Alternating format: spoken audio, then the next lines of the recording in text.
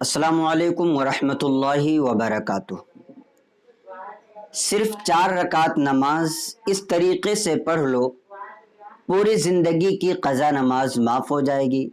पहली रकात में ये सूरत पढ़ना है, दूसरी रकात में ये सूरत पढ़ें, तीसरी रकात में सूरह फातिहा के बाद फ़लाँ सूरत मिलाएं। ये एक हदीस के तौर पर जब भी बड़ी रातें, मुक़द्दस रातें आती हैं तो उससे पहले पहले ये लोगों के दरमियान बहुत ज़्यादा मशहूर की जाती है कि ये फ़लाँ नमाज पढ़ लो, जितनी भी आपकी ज़िंदगी की नमाज छूटी हुई है वो आपकी सारी की सारी क़ज़ा नमाजें माफ़ हो जाएंगी। अब इसकी क्या हकीकत है? कुछ लोग जो है इस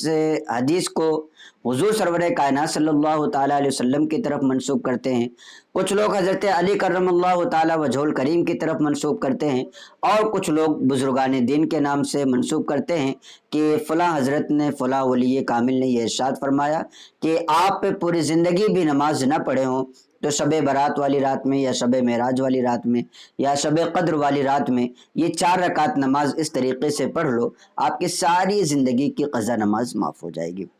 सबसे पहले आप एक चीज़ समात कर लीजिए कि हुज़ूर सरवर कायनात सल्लल्लाहु ताला अलैहि वसल्लम ने इरशाद फरमाया कि इंसान के झूठा होने के लिए ये काफ़ी है कि वो हर सुनी सुनाई बात को शेयर करे, लोगों को पहुँचाए और लोगों के दरमियान उस बात को आम करे। एक हदीस मुबारक गढ़ने वालों के ताल्लुक़ से आक़ाए करीम सल्लल्लाहु ताला अलैहि वसल्लम ने इरशाद फरमाया, मन कज़िब अलैया मुतअम्मिदन फल्यतबव्वअ मक़अदहु फिन्नार, कि जो शख्स मुझ पर जानबूझ करके झूठ बांधे, यानी मैंने ना कहा हो और उसे मेरी तरफ मंसूब करे, तो वो शख्स अपना ठिकाना जहन्नम बना ले। अब ये जो रिवायत बयान की जाती है कि 4 रकात इस तरह से पढ़ लीजिए, पूरी ज़िंदगी की क़ज़ा नमाज माफ़ हो जाएगी, ये रिवायत किसी भी हदीस से साबित है ही नहीं। और ये रिवायत साबित भी कैसे हो सकती है कि जब तक इंसान जितनी नमाजें छोड़ा है उन नमाजों की क़ज़ा एक एक करके जब तक अदा न कर लेगा तब तक उसकी नमाज माफ़ नहीं हो सकती।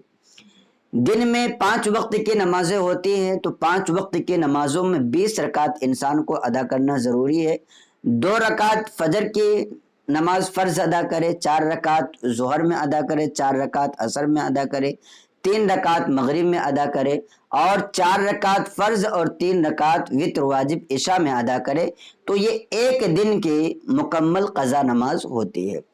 इसी तरीके से आपको ये भी याद रखना चाहिए कि अगर आपकी नमाज सफ़र में छूटी है तो सफ़र में जिस तरीके से नमाज पढ़ना चाहिए उसी तरह से आपको पढ़ना है। अगर आपकी नमाज सफ़र की हालत में नहीं बल्कि आपकी घर पर छूटी है तो आमतौर पर जैसे नमाज पढ़ते हैं उस तरह से पढ़ना है। सफ़र में नमाजों की हालत यह है कि उसमें कसर करना होता है, यानी 4 रकात वाली नमाज को 2 रकात करके पढ़ना होता है। तो अगर सफ़र में किसी की नमाज छूटी है तो वो 2 रकात करके पढ़ेगा,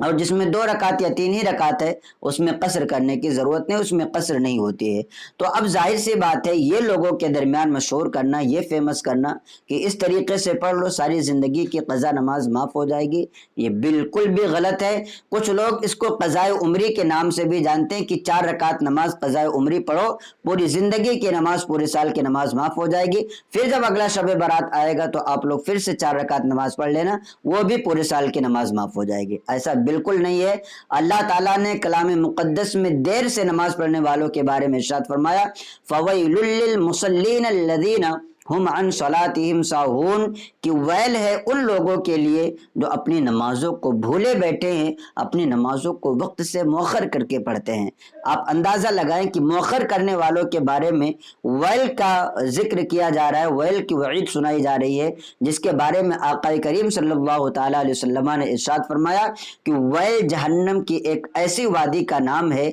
इतना गहरा है और इतना भयानक है कि अगर इसमें वैल में ऊपर की तरफ से भारी भरकम पत्थर को डाला जाए तो हजारों साल के बाद जाकर के वो भारी भरकम पत्थर वैल के उस तह में जाकर के पहुंचेगा। अब आप अंदाज़ा लगाएं कि इस तरह की जो बातें कही जाती हैं, जाहिर सी बात है ये बेकार बातें हैं, ना इसका कहीं से कोई सबूत है, ना इसका कोई सर और पैर है। बस अपनी वीडियो को वायरल करने के लिए, अपनी बात को वायरल करने के लिए लोगों के दरमियान इस तरह की बातें की जाती हैं। लिहाजा आप हर किसी